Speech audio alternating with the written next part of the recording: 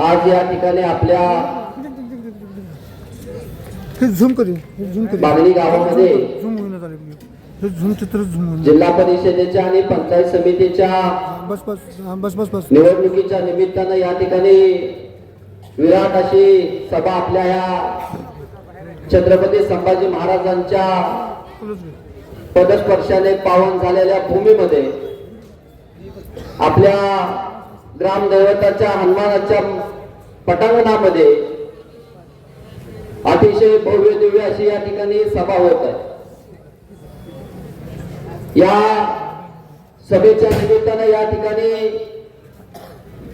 व्यासपीठावरती उपस्थित असणारे सर्वच आदरणीय व्यक्ती, आदरणीय आमदार सदाभाऊ, आपल्या जिल्हा परिषदेच्या उमेदवार या ठिकाणी उपस्थित असणाऱ्या आदरणीय मोहिनी खोत, या ठिकाणी व्यासपीठावरती उपस्थित असणारे आपले बागली पंचायत समितीचे उमेदवार आदरणीय निवास बापू, कारंजवाडी पंचायत समितीचे उमेदवार आमचे मित्र आदरणीय अनिल सर देशमुख आणि या सभेच्या निमित्तानं उपस्थित असणारे माझ्या माय मावल्यांनो, तरुण भावांनो, शेतकरी बंधूंनो, पाठीमागच्या 7 वर्षापूर्वी त्या ठिकाणी मी जिल्हा परिषदेची निवडणूक लढवली आणि अवघ्या 61 मतांनी माझा त्यावेळी पराभव झाला आणि मग 61 मतांनी पराभव झाल्यानंतर मी त्याच्यानंतर कधी या मतदारसंघामध्ये नेहमीच या मतदारसंघाशी मी संपर्क ठेवण्याचा त्या ठिकाणी सातत्याने प्रयत्न केला। मतदारसंघामधील सर्वसामान्य माणसाशी, तरुणांशी, युवकांशी, शेतकऱ्यांशी, माय मावल्यांशी थेट संवाद ठेवून त्या ठिकाणी त्यांच्याशी थेट संबंध ठेवण्याचा मी पाठीमागच्या 8 वर्षामध्ये 7 वर्षामध्ये मनापासून त्या ठिकाणी प्रयत्न केला। आदरणीय सदाभाऊंच्या माध्यमातून आपल्या या जिल्हा परिषद मतदारसंघामध्ये कोट्यावधींचा निधी त्या ठिकाणी खेचून आणला आणि सर्वसामान्यांची कामं त्या ठिकाणी मी पूर्ण केली। आज मला या निवडणुकीच्या माध्यमातून सांगायचं की बाबांनो, मी ही निवडणूक जिल्हा परिषदेची लढवण्याचा का निर्णय घेतला, मी का ठरवलं की माझ्या बायकोला, पत्नीला या ठिकाणी या झेडपीमध्ये उभा करायचं। कारण पाठीमागच्या वेळी ज्यावेळी माझा अवघ्या 60 मतांनी पराभव झाला, पण मी एकमेव असा खरंच नशीबवान आणि आपुलकीचा, प्रेमाचा संबंध ठेवणारा व्यक्ती असेल की पराभव झाल्यानंतर सुद्धा मला भाऊंनी सांगितलं की सागर, तुझा पराभव झाला, तू बागलीकरांनी, शिगावकरांनी प्रचंड तुझ्या झोळीमध्ये प्रेम दिलं, तू जाऊन बागलीला भेट दे। आणि मतदानाच्या निकालाच्या दुसऱ्या दिवशी दीपक भाऊ मी गावात आलो, मी स्टँडवरती आलो आणि स्टँडवरती आल्यानंतर माझी त्या ठिकाणी सायंकाळी 7:30 पावणे 7 वाजता मिरवणूक चालू झाली। दिवस होता 24 फेब्रुवारी 2017। त्या दिवशी माझी मिरवणूक निघाली सायंकाळी 6:30 ला चालू असणारी मिरवणूक पहाटे 3 वाजेपर्यंत त्या ठिकाणी मिरवणूक चालू होती, पहाटे 3 वाजेपर्यंत। अरे, पराभव झालेला एकमेव उमेदवार असेल की 9 तास माझ्या सहकार्यांनी, माझ्या मित्रांनी, माझ्या भावांनी मला खांद्यावरती 9 तास त्या ठिकाणी घेतला आणि या बागली गावातल्या प्रत्येक कानाकोपऱ्यामध्ये मला नेला। त्या दिवशी मी मनाशी निश्चय केलेला, त्या दिवशी मी ठरवलेलं, जसा आता विकास म्हणला की ही शर्यत अजून संपलेली नाही, ही शर्यत संपणार आहे येणाऱ्या 7 तारखेला। कुणालाची उधळण होऊन या ठिकाणी ही शर्यत संपणार आहे। मी काम करत असताना कधी सुद्धा कसलाही दुजाभाव केला नाही, जात-पात, धर्म बघितला नाही। बहुजनांचा पोरगा असेल, मुस्लिम समाजातला पोरगा असेल, दिलदुबळीचा पोरगा असेल, अरे प्रत्येक पोराच्या खांद्यावरती हात ठेवला, प्रत्येक पोराला कधी सुद्धा जाणीव करून दिली नाही की मी मंत्र्याचा पोरगा आहे, मी आमदाराचा पोरगा आहे। अरे आज मी विधीला छातीला सांगतो, ह्या बागली गावातल्या, माझ्या बागली कर्मभूमीतल्या 500 लोकांची जर नावं नाही सांगितले तर सागर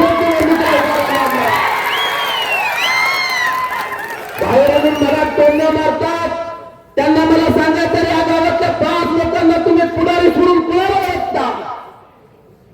पुढारी जर सोडले तर बागणीच्या काना कोपऱ्यात जावा.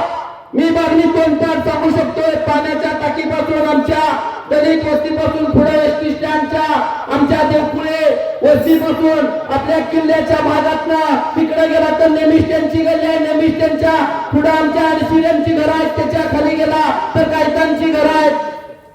त्याच्या खाली गेला त्या कोपऱ्यामध्ये थोरात वस्ती आहे. वरती आला तर जैन गल्ली आहे. जैन गल्लीतनं वरती आला त्या आणि खाली गेला तर सगळं आमचा शेटे समाज लिंगायत समाज या ठिकाणी राहतोय.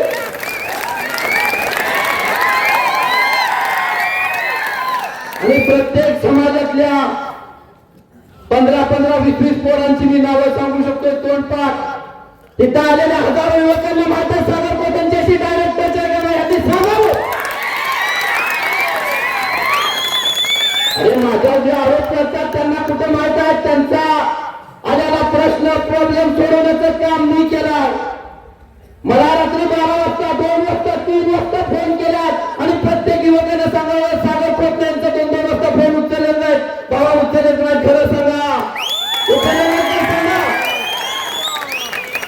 अरे रात्री 1:30, 2-2 वाजता तुमच्या मदतीला थांबणारा हा सामान्य घरातला कार्यकर्ता आहे.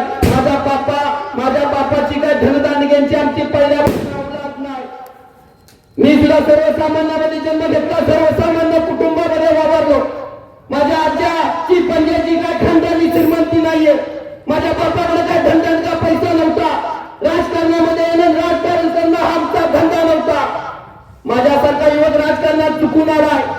माझ्या बापानं 25-30 वर्ष शेतकरी चळवळीमध्ये काम केलं. शेतकऱ्यांसाठी झटला, शेतकऱ्यांसाठी लढला, शेतकऱ्यांच्यासाठी काट्या मार खाल्ला. शेतकऱ्यांच्या शेतमालाला भाव पाहिजे म्हणून माझा बाप रस्त्यावरती आला.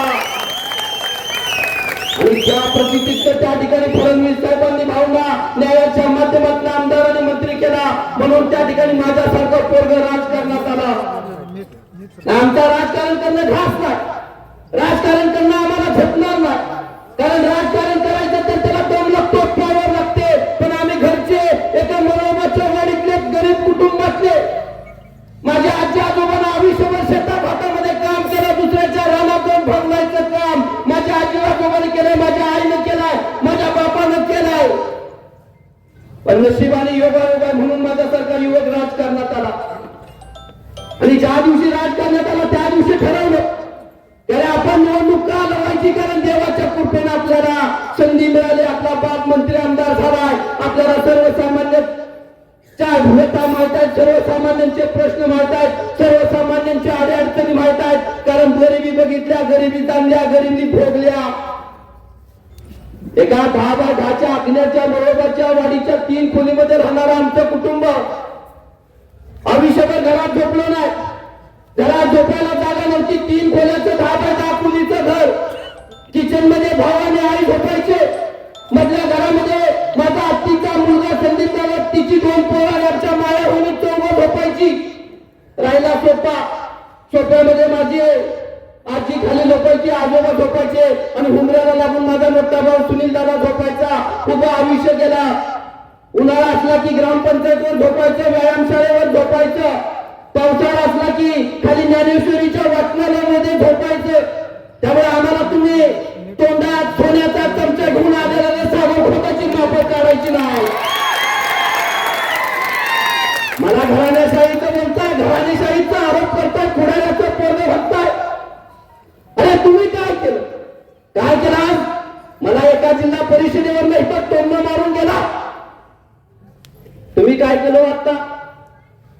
आता जिल्हा परिषदेला आपल्या आदरणीय आमदार साहेबांच्या घरात बघा, कासेगाव झेडपी मध्ये जिल्हा परिषदेला आदरणीय देवराज दादांच्या बहीण आणि पंचायत समितीला 1-2 ओपन पडलाय. तिथं बायको. दुसरा पंचायत समितीकडून ओपन पुरुष पडलाय. तिथं आदरणीय देवराज दादा. एका घरातली 3-3 गडी एका झेडपीत उभायची. आणि हे माझी वाटते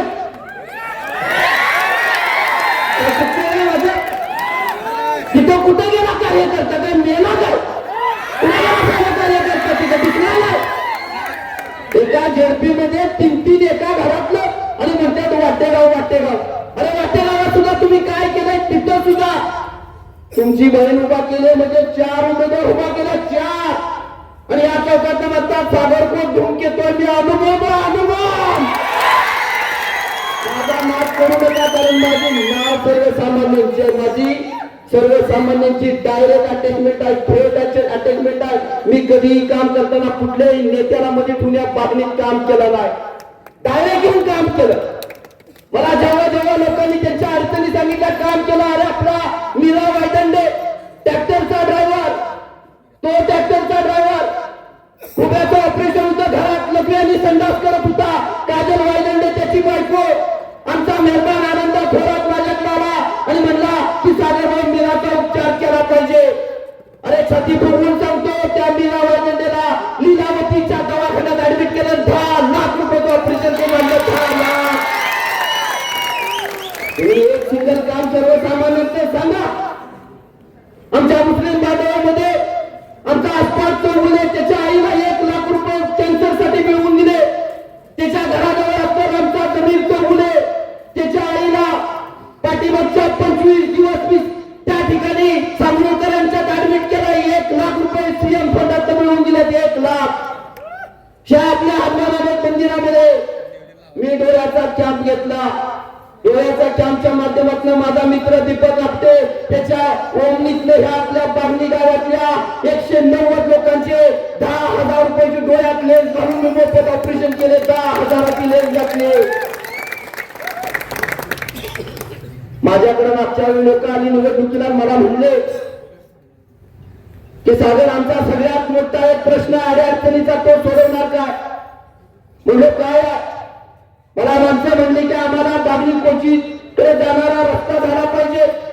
2-2, 3-3 किलोमीटर त्या ठिकाणी शेतकऱ्याला वैरण डोक्यावर आणा लागत्या अडचणी. त्या पावसाळ्यात माणूस पुढे जाऊ शकत नाही. अरे मला स्वाभिमान आहे, त्या बागली कोचीला मी भाऊंच्या माध्यमातून 1,40,00,000 रुपयाचा निधी दिला आणि 8 फूट उंच आणि 15 फूट रुंद असा मी पुलट्री पासून पुढे रस्ता मी केलाय. पुलट्री बसनं मागे झालेला रस्ता पण तुम्हाला माहित आहे काय आहे तो. पुलट्री बसनं पुढे आम्ही केला आणि पुलट्री बसनं मागे हिनी केला. जाऊन जरा सकाळी राऊंड मारून या. लोखंडेच्या गल्लीत तर पुढे जाताना दीपक बरोबर ना, त्या पुढे म्हणते ह्याला बागलीतलं काय माहितच नाही. लोखंडाची धुळत पुढे जातो ना आपण. आणि मग बघा मी कसा रस्ता भाऊंच्या माध्यमातून केला. अरे ही खाली बादशाची पांढरी आहे, ह्या पांढरीमध्ये भल्याचं भलं होणार. त्या खाली बादशाचा आशीर्वाद कधी वाया जाणार नाही. तो चांगला माणूस ओळखतो, त्याला कळतं या खाली बादशाच्या पांढरीला त्यारे समाजासाठी झटणारा कोण आहे, विकासाचं स्वरूप घेणारा कोण आहे, माणसांच्यासाठी लढणारा कोण आहे, सर्वसामान्यांना खांद्यावरती घेणारा कोण आहे, सर्वसामान्यांच्या मदतीला आणि त्या ठिकाणी कामाला येणारा कोण आहे, ही पांढरी ओळखून असते. या रोजावाडीला यात्रा भरते म्हणून मला सगळ्या रोजावाडीतल्या माणसांनी सांगितलं की आमचा रस्ता सागरकोटचा झाला पाहिजे. अरे 1,70,00,000 रुपये दिले. काकाच्या वाडीपासून रोजावाडी पर्यंतचा रस्ता मुख्यमंत्री सडक योजनेत केला. आज रोजात गेला तर सगळ्या गावामध्ये जेवढे पिळून ब्लॉक दिसतात तेवढे सगळे आदरणीय सदाभाऊंच्या माध्यमातून बसवले. मुळे मळ्यातली माणसं म्हणले आम्हाला हस्त्याला बाहेर पडायचं आहे. 30 लाख रुपयाचा पहिला फंड मी दिला तेव्हा त्या ठिकाणी 1.5 किलोमीटरचं काम झालं. फाळकेवाडीची माणसं म्हणले की आम्हाला प्यायला पाणी नाही. त्या नेत्यानं 40 वर्ष सत्ता भोगली पण आमच्या घशात पाणी अजूनपर्यंत नदीचं गेलं नाही. अरे सदाभाऊंच्या माध्यमातून 1,40,00,000 रुपये मंजूर करून 7 किलोमीटरची पाईपलाईन टाकली आणि आज माझ्या फाळकेवाडीच्या माय मावल्यांना त्या ठिकाणी नदीचं पाणी देण्याचं पुण्य त्या ठिकाणी मी केलेलं आहे.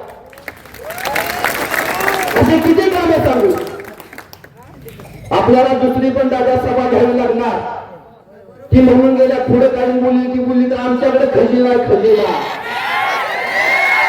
पूर्ण तोप आली तर हिकडून तोप येणार. मला कोण थांबवू शकत नाही. कारण शेवटी सदाभाऊचं पोरगा ते असं लगेच लुचपुच होणार नाही. त्यामुळे मला एवढंच सांगायचं आहे, मी माय मावल्यांना घेऊन गेलो. 5,000 मावल्यांना मी त्या ठिकाणी पंढरीचं विठोबाचं स्वामी समर्थांचं दर्शन घडवलं. मला म्हणले त्याने निवडणूक म्हणून आता वाटलं काय दर्शन घडवावं. एवढंच तुम्हाला हात जोडून बाबांना सांगायचं आहे. अरे तुम्ही पण एवढ्या वर्ष सत्ता भोगताय, साधे आष्ट्याला चौंडेश्वरीला सुद्धा आमच्या माऊलीला तुम्ही गेले नाही. ठीक आहे बाबा, मी इलेक्शन आहे म्हणून गेलो, पण आज तुम्ही कारंगवाडीत माझ्यासोबत यायला पाहिजे होता.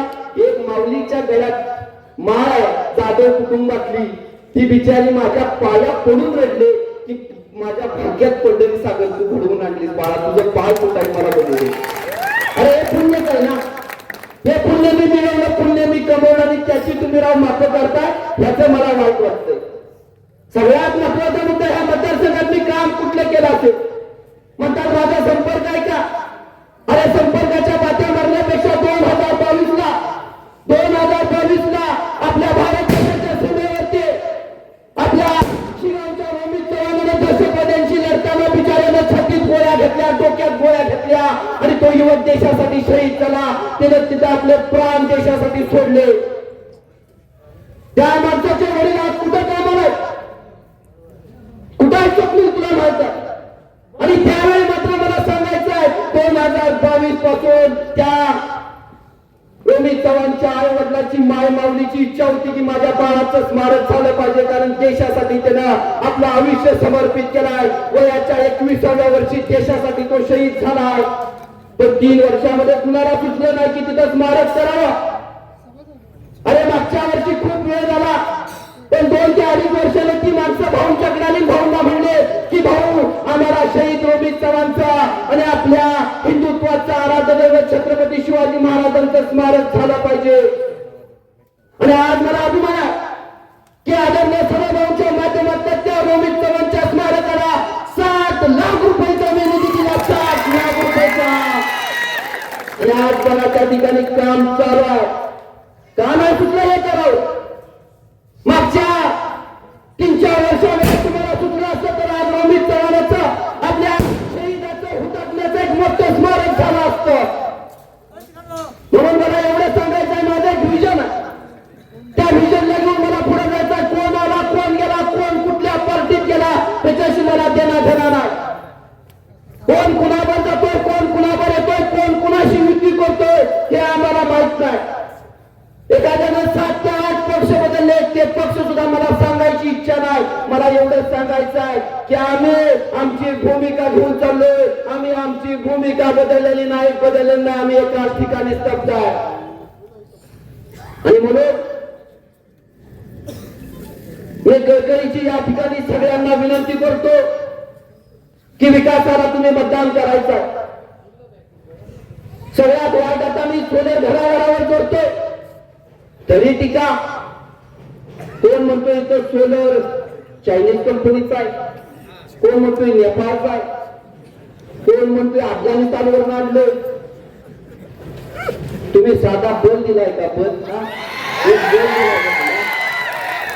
काय लोकांनी माणसांचं पैसे घेऊन करून गेलो रे. त्याला साधी योजना आहे, सगळं झाल्यावर लाईट आल्यावर पैसे द्यायचा. खराच नाही रे, फक्त आधी स्ट्रक्चर मारायचं, स्ट्रक्चर फक्त मारायचं. त्याच्यात सागर खोटाला पैसेच पडून गेलं. काय हाती भुलले दिसती सगळी पा त्यांच्या झोपेत सुद्धा सागर खोटात. माझ्या प्रतिभाव ते टीका करतात त्याला कळलं नाही. लय पुत्रप्रेम आडवं आलं, 5 तारखेला चेअरमन आहे आणि म्हणतात घरात सोडून नाही. काय बोलायचं काम, काय निकाल बोलायचं? अरे कंपनी बघा त्याला थांबवा, थांबवा हलवा अजून थांबवा.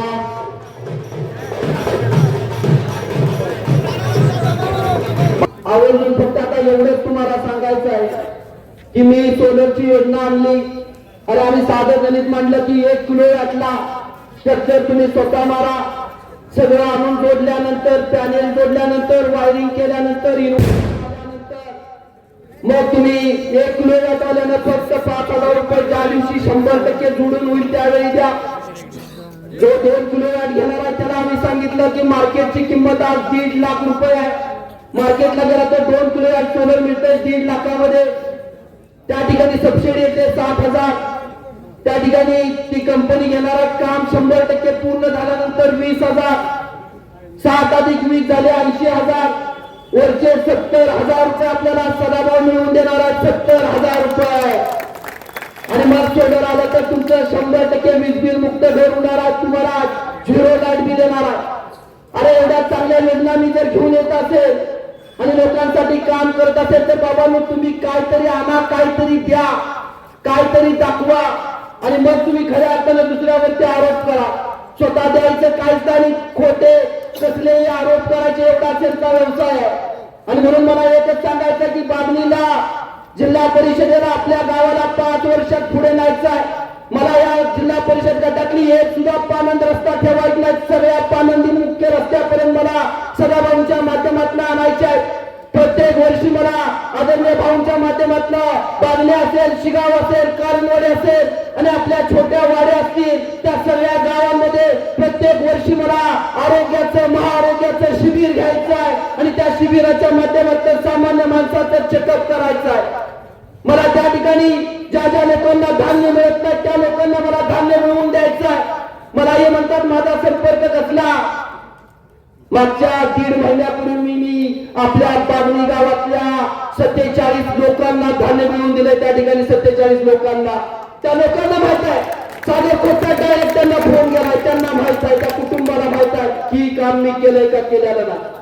आणि म्हणून या ठिकाणी एवढंच सांगतो की आपण सगळे मिळून आपले जिल्हा परिषदेचे उमेदवार माझी पत्नी तिला तुम्ही त्या ठिकाणी प्रचंड मताने निवडून द्यायचा आहे. विकासाला चालना द्यायचा आहे, कामाला चालना द्यायचा आहे. निवास बापूंसारखा एक साधा अतिशय दादांनी दिलेला स्वच्छ असा चेहरा, एक सर्वसामान्य कुटुंबातला प्रस्थापिताच्या विरोधात लढणारा चेहरा निवास बापूच्या माध्यमातून त्या बागणी पंचायत समिती गणाला भेटलाय. नक्कीच त्या ठिकाणी आपण आदरणीय निवास बापूंना मतदान कराल. आणि आमचे शेवटचे माझे जीवलग मित्र अनिल सर देशमुख त्या ठिकाणी कारंजवाडीचे डेप्युटी सरपंच, अतिशय स्वच्छ आणि साधा कुटुंबातला चेहरा आम्ही त्या ठिकाणी निवडणुकीला दिलाय. त्यालाही तुम्ही त्या ठिकाणी मतदान कराल अशा अपेक्षा व्यक्त करतो आणि माझं लांबत असलेलं मनोगत थांबवतो. धन्यवाद. जय हिंद, जय भारत.